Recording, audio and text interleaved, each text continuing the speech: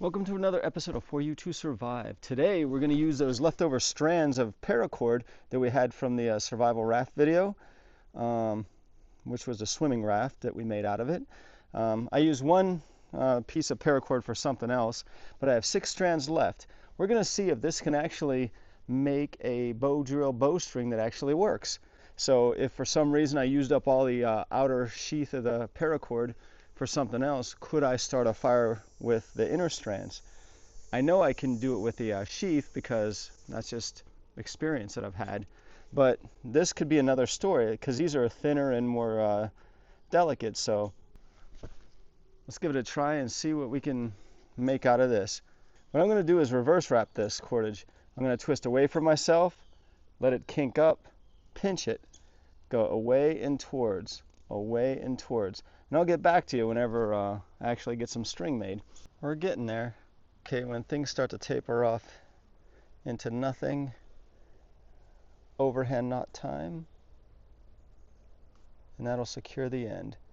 Granted, reverse wrap usually has enough tension in itself to hold itself together, but it's just a little extra. Well, here's the cord I got. It's generally my 4 feet long. I got it this far and I got another thumbs up. So I'm happy with that. I'm going to attach it to the bow. I'm going to open up this loop here, take advantage of that. That way I don't have to tie a knot and it saves me cordage. So I'll just put that loop right over the bow. I'll twist it tighter, that second twist concept. I'm going to take the spindle, wrap it around twice. That way I know how to tension my bow. All these little things take a little bit of time. It took some time to twist a string into its reverse wrap perfection, but it's all worth it. It works together so you get the desired end result. So I'm going to tie it off here. I'm going to go around and do 2 half hitches. Went around a couple times around this little knot in the bow, and that should be sufficient to drill.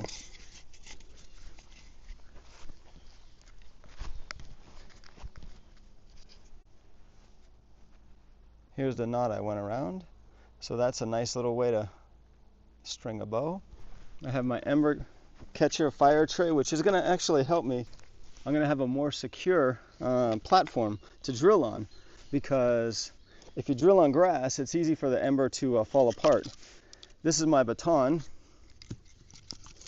Here's my socket. I took some spruce resin and some spruce from the wood that I split to make the fireboard, and the socket. So I got that, 3 holes in that. I have the spindle, which is also made out of spruce. I had a thicker piece of wood. Probably it was the diameter of this right here, but anyway, I split it and I got a wedge out of it, but turns out that wedge seems to be like my best chance for the fireboard, so I'm going to use that for my fireboard. I'm going to burn things in now.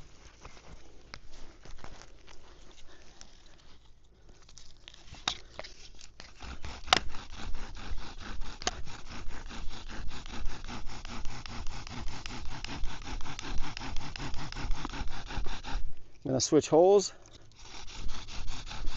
I used a more difficult socket because what if you're in a situation where you don't have fat wood? What if you're in a place where you don't have bone or stone that works for you? These perfect sockets. So this is actually a good example of what you might use in a field.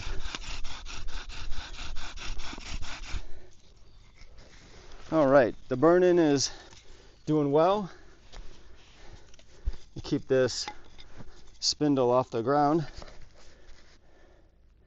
This bowstring, what if it's winter? I could use parachute cord instead of a spruce root. I could have used a spruce root today, but what if my hands were injured and I didn't want to dig in the ground and infect myself? If it was winter, obviously the ground could be frozen and I couldn't get to a spruce root. So yes, this could have been a pure spruce fire set, but Today's the example is to show you how to use the inner strands of paracord.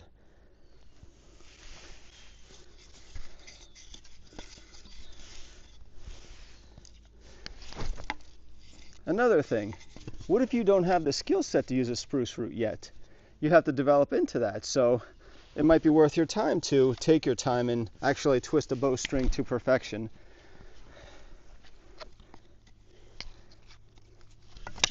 Then later on you'll get better with natural cordage.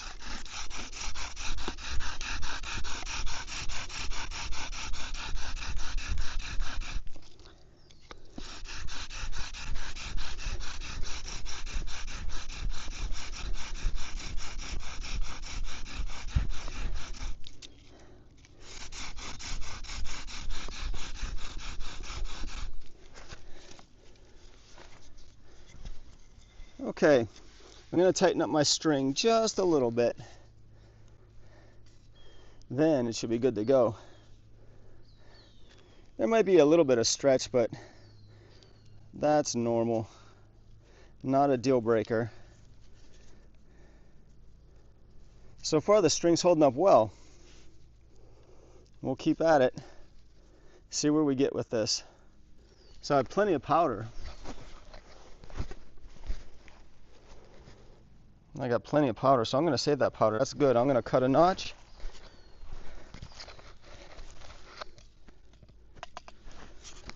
Now ideally I drill now because the spindle's warm. Here's my grapevine that I got. Well, here's some grapevine. Get the grapevine bark. Try not to get the actual grapevine. Doesn't take long to get a lot of grapevine bark. This is good when it's dry. There's the grapevine bark. You take it, you rough it up. You just work it at different angles.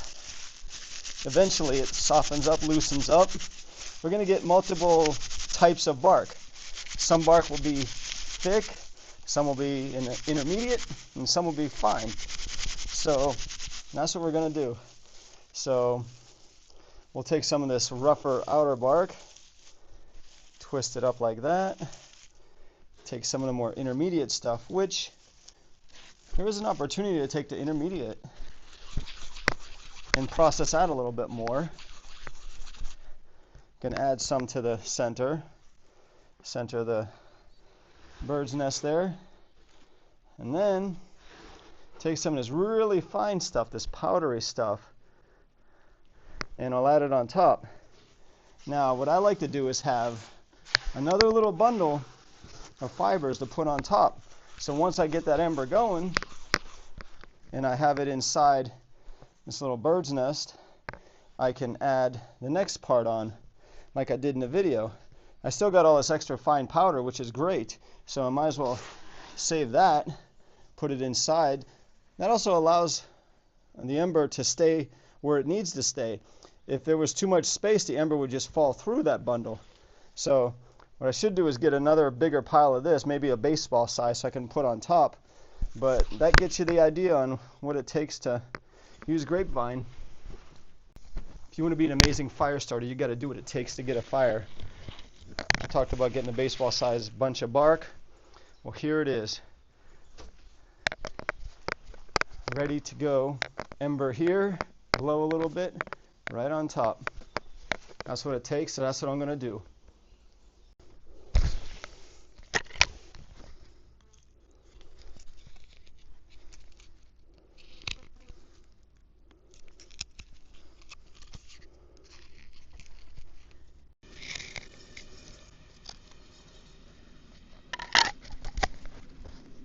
Okay, got my notch cut. Time to generate an ember. What I'm going to do is put a little extra spruce resin in this socket.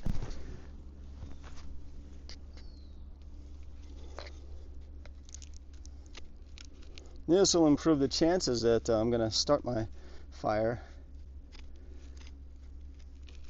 because you don't know how many embers you can get out of a bowstring. So you got to make them all count.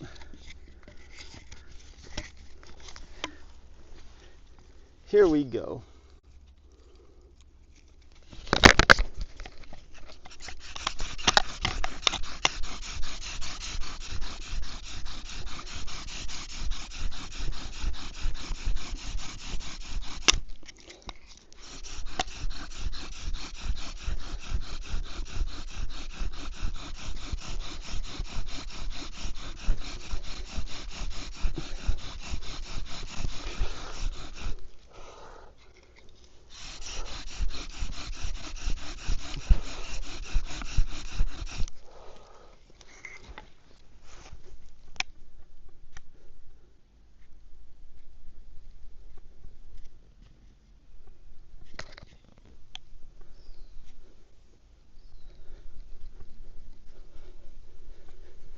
This ember is going to be tough. I'm going to have to keep fanning to give it oxygen. This will start. If I just stop and don't do anything, it's going to go out. That's been my experience. Now I'm doing better. I'm going to move the fireboard away just a little bit.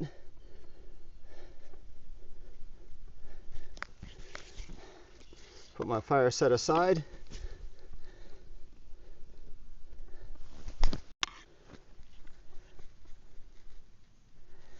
It needs a little coaxing. It'll come. You can see how the fireboard sort of provides some stability to the ember, so it doesn't fall apart, doesn't fall off. All right, that's getting more confident. That's starting to go more on its own. Let's go for the grapevine. Get things in there. Get that right in the center. Get this extra powder on top. I didn't keep my finger on that ember long enough to get burnt. Some people might be like, why are you touching that? Well, it's okay for a short time. Get a little bit more fine stuff here. Get a little bit more on top there. Now I can blow this into flames.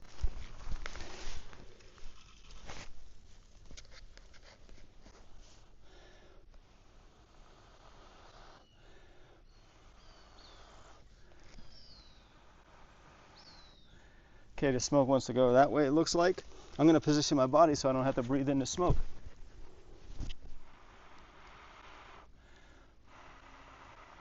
I'm going to keep it high also.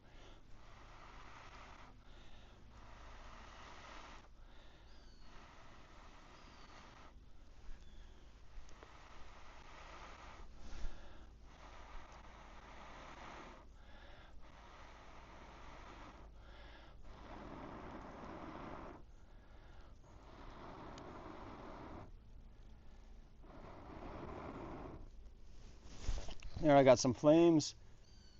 Now it's burning. May not look like it, but it is.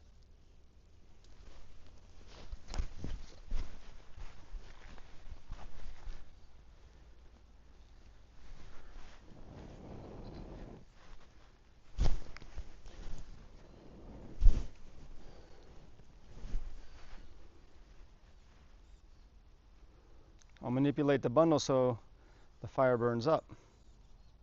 The flames will burn up through the bundle.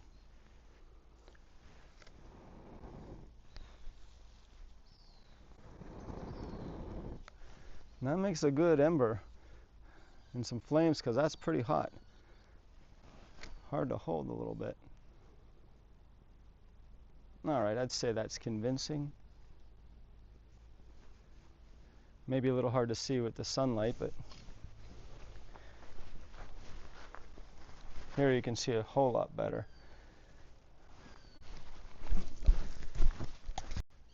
Got that in the fireplace. I can blow it into flames a little bit more. We made it. Success. Fire made with the inner strands of a paracord. There's barely any wear and tear on this bowstring, but it helps to know how to carve a spindle correctly and how to make a hole and notch in a fireboard. Otherwise, you can destroy a bowstring 2-3 times over easily without even trying. Well, there you go. A successful video. Thank you for staying to the end. Now, you guys are in a special class of survivors. I had this philosophy. If I'm going to make a video and teach somebody something, I don't care if it's one person or 1,000,000 people. I'm going to do my best to show you what I know and what I can do to help you achieve higher levels of success with the bow drill or survival in general. So thanks for sticking with me. I want to put a big shout out there to my subscribers. So thank you all for subscribing. I really appreciate it. It's helping me grow. Feel free to tell your friends. I used a reverse wrap bowstring, but maybe a single wrap would work. So leave a comment if you want me to see me try this with a single wrap bowstring instead of the reverse wrap bowstring. The reverse wrap bowstring has more strength and it works well, but the single wrap I think is a little bit more breakable. So I improved my chance by using a reverse wrap bowstring in this video. So if we want to test the limits with a single wrap bowstring, I'm definitely willing to give it a try. I just need you guys to let me know, leave a comment, tell me if you want it. Thank you, and keep on drilling.